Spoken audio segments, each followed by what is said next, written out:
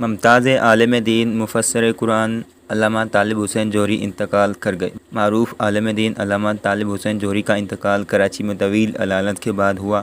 تفصیلات کے مطابق معروف عالم دین اور مفسر قرآن علامہ طالب حسین جوہری طویل علالت کے بعد اپنے خالق حقیقی سے جا ملے ہیں۔ میڈیا رپورٹس کے مطابق اہل خانہ کی جانب سے اس بات کی تصدیق کی گئی ہے کہ علامہ طالب حسین جوہری اس جہان فانی سے رخصت ہو گئے ہیں۔ خاندانی ذرائع کے مطابق علامہ طالب حسین جوہری کئی روز سے اسپتال میں زیر علاج تھے۔ اہل خانہ کی جانب سے بتایا گیا ہے کہ انہیں نجی ہسپتال میں وینٹی لیٹر پر رکھا گیا تھا۔ میڈیا رپورٹس میں اہل خانہ کے حوالے سے بتایا گیا ہے کہ علامہ طالب حسین جوہری کی نماز جنازہ صبح بعد از نماز ظہر امروہ گراؤنڈ انچولی میں ادا کی جائے گی۔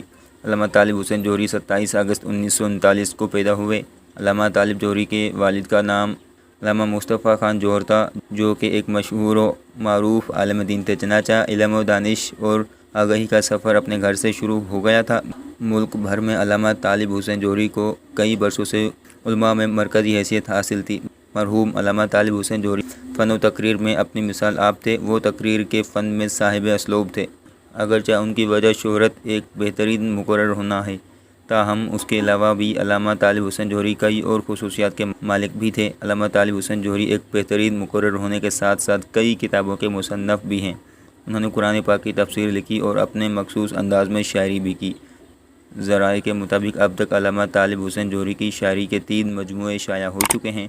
علامہ طالب جوہری کی شہرت کی وجہ کراچی کی نشتر پارک میں پڑھی جانے والی شام غریبہ تھی، جس میں مسلمانوں کے تمام مسالک کے لوگ شامل تھے۔ یہ وہ مجلس تھی جس کے بعد ان کی شہرت پاکستان سمیت دنیا بھر میں پھیل گئی۔